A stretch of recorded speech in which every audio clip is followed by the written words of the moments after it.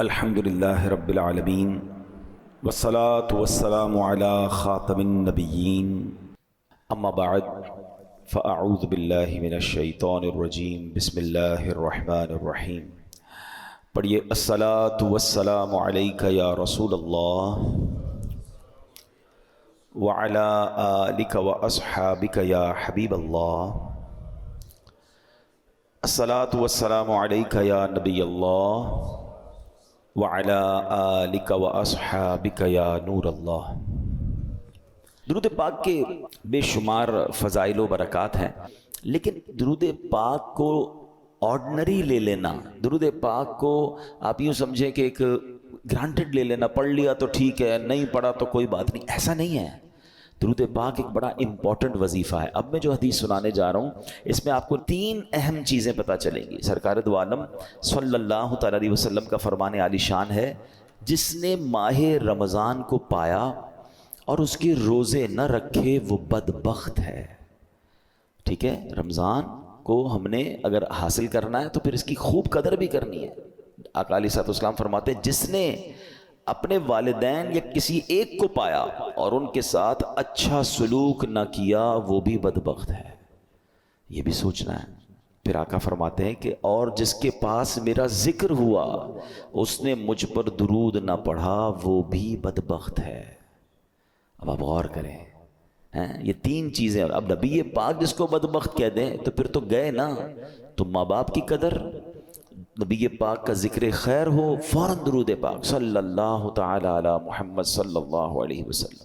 اور پھر فرمایا کہ رمضان کے روزے نہ رکھے وہ بدبخت ہے۔ تو اللہ کرے کہ ہم درود پاک کی قدر سمجھنے والے بن جائیں، محبت کے ساتھ بآواز بلند درود پاک پڑھ لیں۔ صلو علی الحبیب صلی اللہ تعالی علی محمد صلی اللہ علیہ وسلم۔ مرحبا صد مرحبا، پھر آمد رمضان ہے، کھل اٹھے مرجھائے دل، تازہ ہوا ایمان ہے۔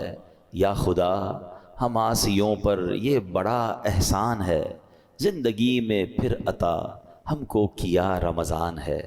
ابر رحمت چھا گیا ہے اور سما ہے نور نور، فضل رب سے مغفرت کا ہو گیا سامان ہے۔ ہر گھڑی رحمت بھری ہے، ہر طرف ہیں برکتیں، ماہ رمضان رحمتوں اور برکتوں کی کان ہے۔ یا الہی تو مدینے میں کبھی رمضان دکھا، مدتوں سے دل میں یہ عطار کے ارمان ہے۔ سبحان اللہ۔ اے میرے پیارے اسلامی بھائیو، یہ وہ مہینہ آنے والا ہے جس میں نیکیوں کا اجر بڑھا دیا جاتا ہے، جنت کے دروازے کھول دیے جاتے ہیں۔ ہمارا سب سے بڑا جو دشمن ہے شیطان، ہمیں کون بہکاتا ہے، ہمیں گناہوں کی طرف کون کھینچنے کی کوشش کرتا ہے، وہ شیطان ہے۔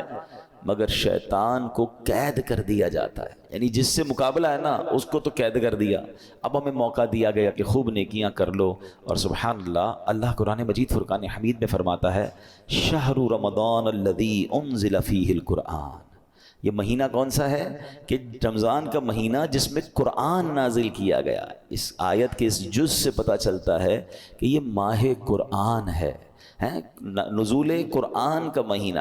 ایک اور جگہ قرآن مجید فرقان حمید فرمایا جاتا ہے کہ یا ایھا الذین آمنوا کتب علیکم الصیام کما کتب علی الذین من قبلکم لعلکم تتقون۔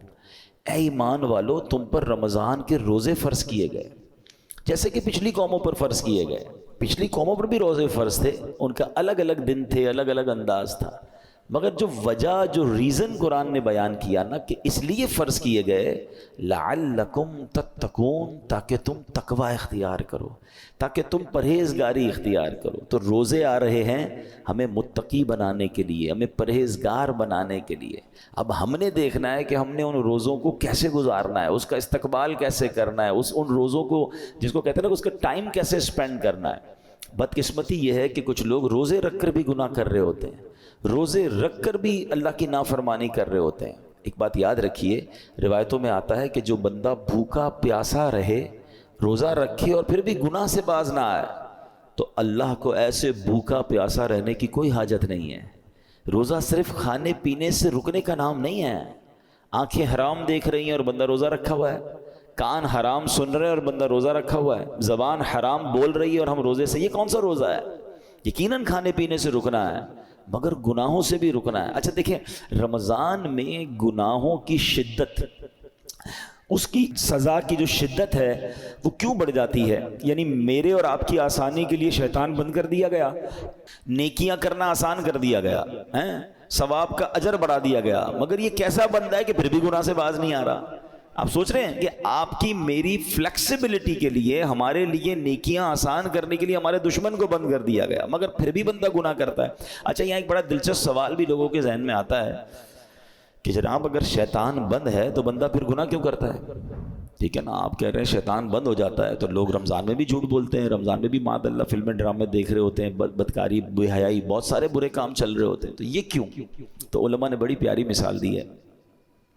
کبھی سائیکل چلائی ہوگی آپ نے، تو فرمایا سائیکل چلاؤ، چلاتے رہیں اور کچھ دیر کے بعد سائیکل کے آپ پیڈل مارنا چھوڑ دیں، مگر سائیکل پھر بھی کافی دیر تک خود چلتی ہے کیونکہ پیڈل آپ نے پیچھے کافی مار لیے تھے۔ تو بتایا جو 11 مہینے شیطان نے آپ کے پیڈل مارے ہیں نا، ٹھیک ہے، 11 مہینے چلتے رہے شیطان کے ساتھ، اب شیطان تو بند ہو گیا، باقی کام اسی انہوں نے خود ہی کر رہے ہیں، وہ شیطان بند ہے، بندہ خود ہی وہ جو پیڈل مارے سائیکل چل رہی ہے، اب بریک تو لگاؤ بھائی، ہاں بریک لگا لو گے تو پھر نہیں چلنی کیونکہ پیڈل مارنے والا اب کوئی نہیں ہے۔ مگر مسئلہ یہ کہ ہم بریک مارنے کے لیے تیار نہیں ہوتے نا، ہماری جو عادتیں ہم اس کو کنٹینیو کر لیتے ہیں۔ معاذ اللہ جس کی جھوٹ بولنے کی عادت، بد نگاہی کی عادت، موبائل پر الٹی سیدھی چیزیں دیکھنے کی عادت، لڑائی جھگڑے کی عادت، گالی گلوچ کی عادت، حرام کمانے کی عادت، وہ رمضان میں اس لیے بند نہیں ہوتی کہ اس نے بریک نہیں لگاتا۔ وہ مجھے اور آپ کو ابھی سے بریک لگا لینا ہے، 3-4 دن تو شیطان سے لڑ لو یار، پھر تو ویسے ہی رمضان آ جائے گا، وہ بند ہو جائے گا۔ ابھی سے پریکٹس کرنی ہوگی۔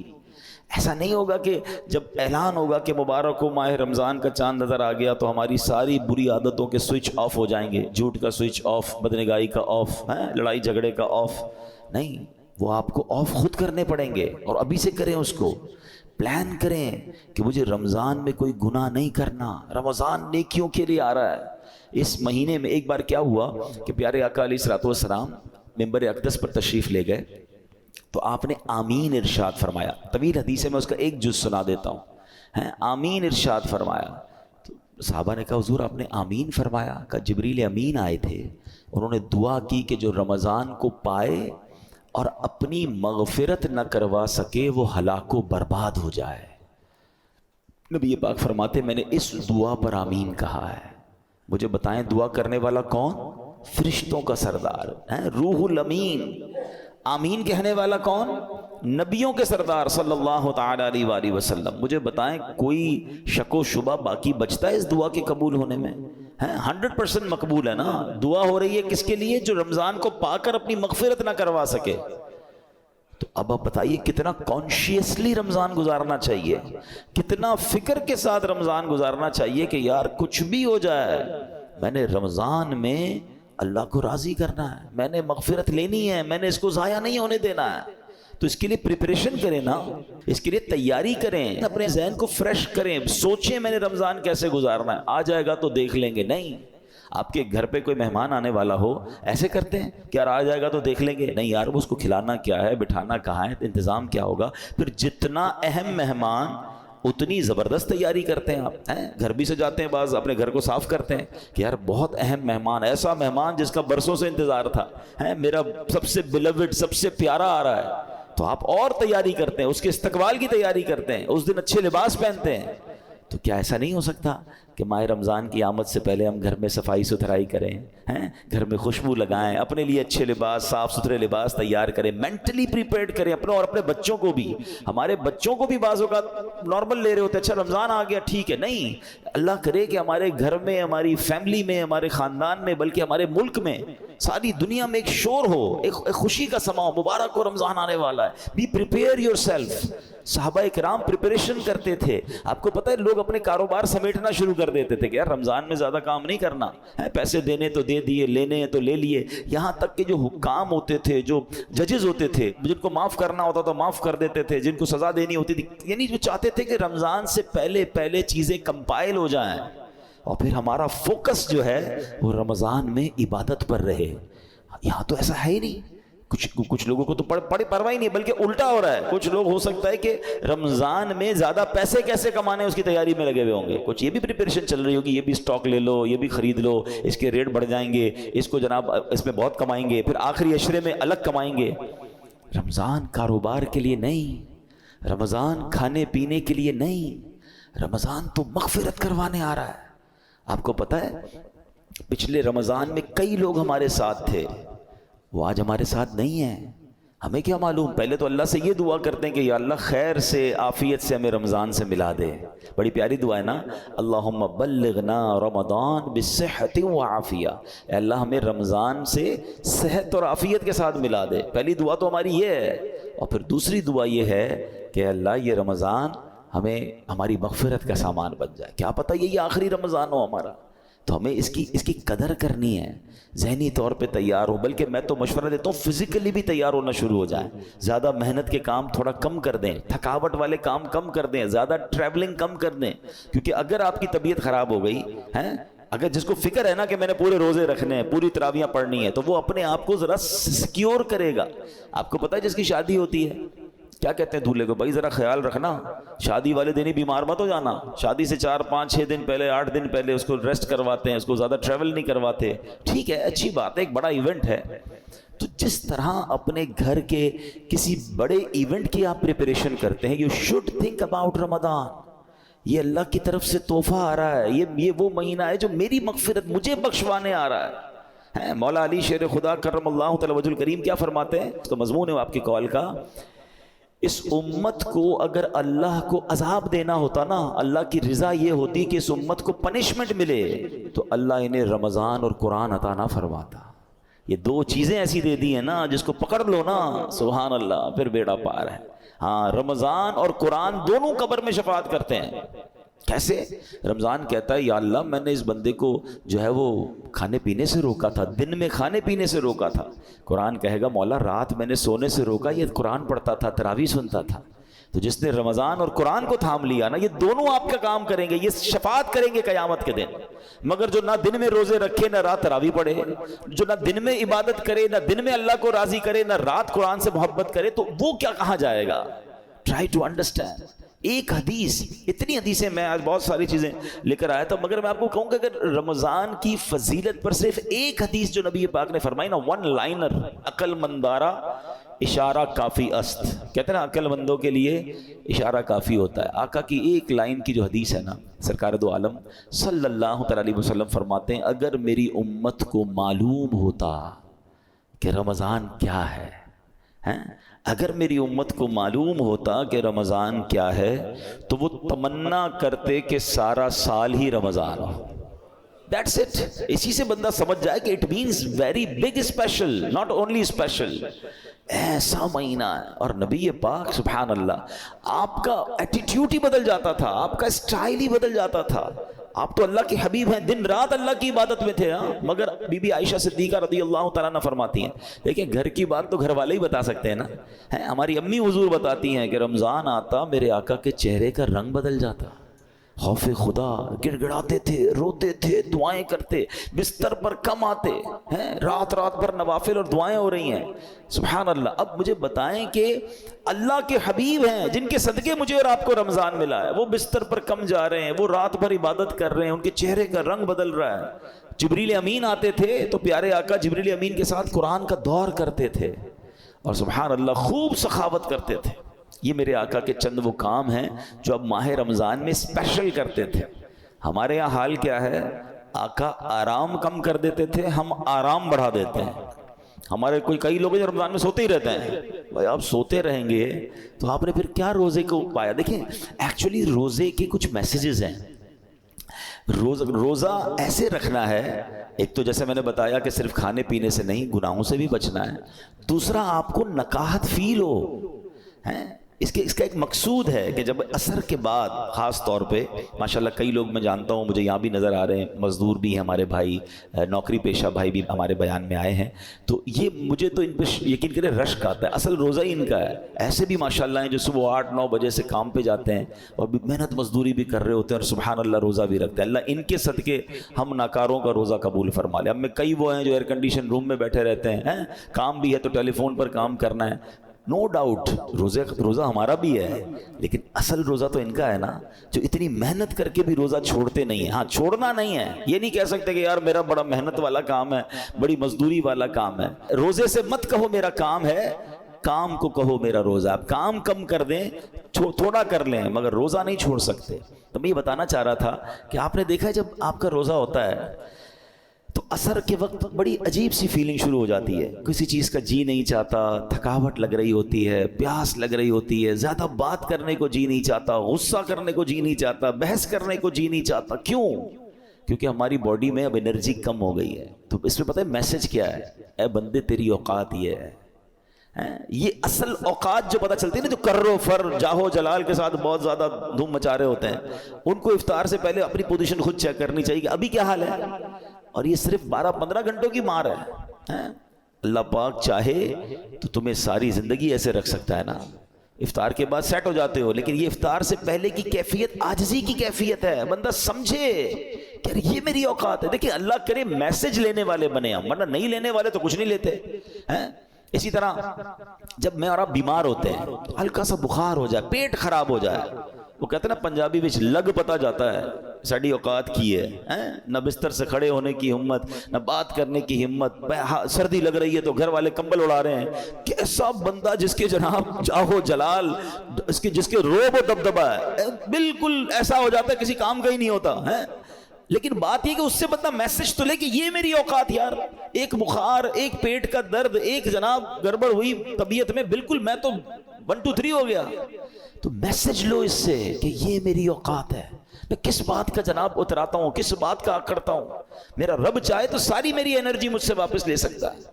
پھر روزے میں افطار سے پہلے ایک اور میسج لینا ہے. وہ میسج یہ ہے کہ ہمیں یہ پتا چلتا ہے کہ بھوک کیسا بندے کو توڑ دیتی ہے. ہمیں پتا ہے ہم افطار کے بعد کھانا کھا لیں گے, مگر کئی بیچارے وہ ہوتے ہیں جو سارا سال بھوکے ہیں.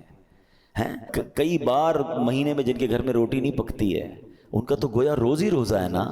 وہ تو روز اس کمزوری سے گزر رہے ہیں. کئی بچے ہیں جن کو پورا کھانا نہیں مل رہا. پاکستان کی تو رپورٹ آئی تھی کہ کئی بچے جن کو پراپر نیوٹریشن ہی نہیں ملتا, وہ بڑے ہی نہیں ہو پاتے, ان کی نشو نمائی نہیں ہو پا رہی, کیونکہ نہ ان کو پروٹین مل رہا ہے, نہ ان کو دودھ مل رہا ہے, نہ ان کو غذا مل رہی ہے. تو جو امیر بھی ہے نا, اس کو بھی مزہ چکھا دیا گیا ہے, اس کو بھی سمجھ لو غریب کا احساس دلایا گیا ہے کہ افطار سے پہلے اپنی حیثیت دیکھو کہ جو تم اب اس وقت فیل کر رہے ہو سکتا ہے کئی لوگ ایسے ہو جو ساری زندگی یہ فیل کر رہے ہیں. تو اللہ کرے کہ یہ میسیجز تو لینا یار. تو یہ ہے روزے کی اصل, جس کو کہنا کہ بندہ گناہ سے بھی بچ رہا ہے, کھانے پینے سے بھی بچ رہا ہے. اب افطار کے وقت ہاتھ اٹھا کر پھر دعا کرنی ہے. آپ کو پتہ ہے خاص وقت ہے افطار کا, حدیثوں میں آتا ہے جس کا مضمون ہے کہ روزانہ رمضان میں افطار کے وقت 10 لاکھ گناہ گاروں کو جہنم سے آزاد کر دیا جاتا ہے. اور وہ 10 لاکھ کون سے ہیں کہ جن پر گناہوں کی وجہ سے جہنم واجب ہو چکا تھا. مجھے سچ بتاؤ پھر افطار کے وقت ہماری کیفیت کیا ہونی چاہیے؟ کاش ہم اپنے گھر والوں کو بات سمجھائیں. ہمارے گھر میں تو ایک ہنگامہ مچا ہوا ہوتا ہے, بھائی جلدی سے شربت لے آؤ, تو پکوڑے کدھر ہیں, تو دہی بلے کدھر ہیں, پتہ نہیں افطار ہے یا کوئی مارکا ہے. ارے یہ مغفرت کا وقت ہے. اگر واقعی آپ نے افطار کا انتظام کرنا بھی ہے تو اپنی فیملی سے بھی, ان بیچاروں کو بھی کچن سے نکالیں, ان کو کہیں 10 منٹ پہلے ختم کر دیں, سب کچھ دسترخوان پہ رکھ دیں اور آپ بھی آ جائیں. اب مل کے دعا کرتے ہیں. کتنا اچھا گھر ہوگا, کتنا اچھا دسترخوان ہوگا کہ باپ بھی بیٹھا ہے, ماں بھی بیٹھی ہے, بچے بھی بیٹھے ہیں, اور سب کے ہاتھ اٹھے ہیں کہ مولا آج پھر افطار میں 10 لاکھ بخشے جائیں گے. اے اللہ ہماری بخشش فرما دے, ہمیں محروم نہ کیجیے. اور کراچی والوں کو تو گولڈن چانس یہ ملتا ہے کہ جس وقت ہمارے افطار کا وقت ہوتا ہے, عین اسی وقت یعنی اس سے 15-20 منٹ آدھا گھنٹہ پہلے مدنی چینل پر شاندار دعاؤں کا سلسلہ ہوتا ہے. آپ اپنے گھر والوں کے ساتھ مدنی چینل پر شامل ہو جائیں. وہ دعائیں ہو رہی ہیں, آہیں ہیں, آنسو ہیں, اللہ کے ولی اور پھر ہزاروں لوگ اعتکاف میں پورے مہینے کے رمضان میں فیضان مدینہ میں ہوتے ہیں. تو نہ جانے کس کی آمین کے صدقے ہمارا بیڑا پار ہو جائے. بلکہ میں تو ایک مشورہ دوں گا کراچی والوں کو کہ کچھ افطار فیضان مدینہ میں جا کر کریں. آپ کو بہت ساری فرائز نہیں ملیں گی وہاں پر, بہت خوبصورت فروٹ کی ٹرے نہیں ملے گی, مگر روحانی آپ کو بہت کچھ ملے گا. وہاں فیضان مدینہ میں یہ اہتمام ہی نہیں ہوتا. وہاں پانی کی بوتل دے دی جاتی ہے, 1-2 کیلے دے دیے جاتے ہیں. اس کے بھی پیچھے بھی امیر اہل سنت کی بڑی پیاری حکمت ہے. اللہ کرے ہم کو سمجھ آ جائے کہ افطار سے پہلے جس نے سموسے بھی کھانے, کباب بھی کھانی, پیاز بھی اس میں ڈلی ہوئی ہے, اور اس کے بعد نماز بھی مغرب کی پڑھنی ہے, تو منہ سے بدبو نہیں آئے گی. اللہ کرے ہم مسجد کی نماز کی قدر محسوس کریں. بھائی سب چیزیں مغرب کے بعد بھی تو ہو سکتی ہیں نا, تو پانی پی لیں, کھجور کھا لیں, منہ کو اچھی طرح صاف رکھیں تاکہ ہم عبادت کر سکیں. تو یہ ایکچول دعا کا وقت ہے. تو میں مشورہ دوں گا کہ آپ عصر کے بعد فیضان مدینہ چلے جایا کریں, جب جب جا سکیں وہاں افطار کریں, پھر گھر آ کے جو کھانا ہے کھائیں بھائی, لیکن وہ جو وقت ہے مغفرت کا, وہ جو وقت ہے دعاؤں کا, اس کو ضائع مت ہونے دینا.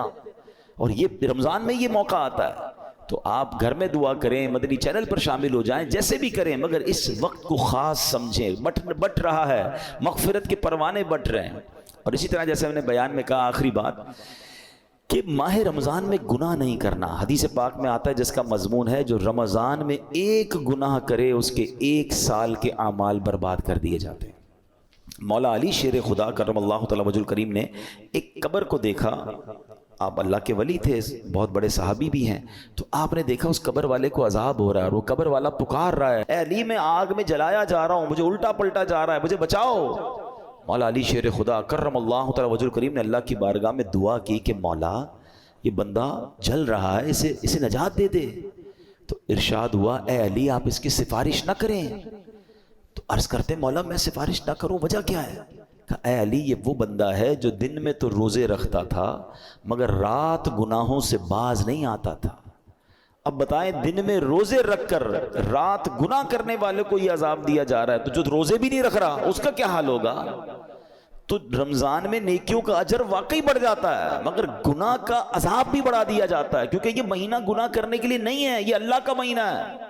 اب ادھر رمضان کی راتوں میں کوئی کرکٹ کھیل رہا ہے, کوئی لوگوں کی نیندیں خراب کر رہے ہیں, غلط کاموں میں لگے ہوئے, نہ کریں ایسا. یہ دعاؤں کا مہینہ, یہ مغفرت کا مہینہ, یہ تلاوت کا مہینہ ہے. Prepare your self. تو بہرحال اللہ کرے کہ ہم اپنے اس مہینے کی قدر کرنے میں کامیاب ہو جائیں. دعوت اسلامی کے زیر انتظام مدنی چینل پر بھی بہت خوبصورت پروگرامز آتے ہیں. جب جب آپ کو وقت ملے آپ مدنی چینل دیکھنا شروع کر دیں. علم دین سیکھ رہے ہوں گے, دعائیں ہو رہی ہوں گی, تو اس کی برکتیں حاصل ہوں گی. اللہ پاک ہمیں عمل کرنے کی توفیق عطا فرمائے. آمین بجاہ النبی الامین صلی اللہ تعالی علیہ وسلم.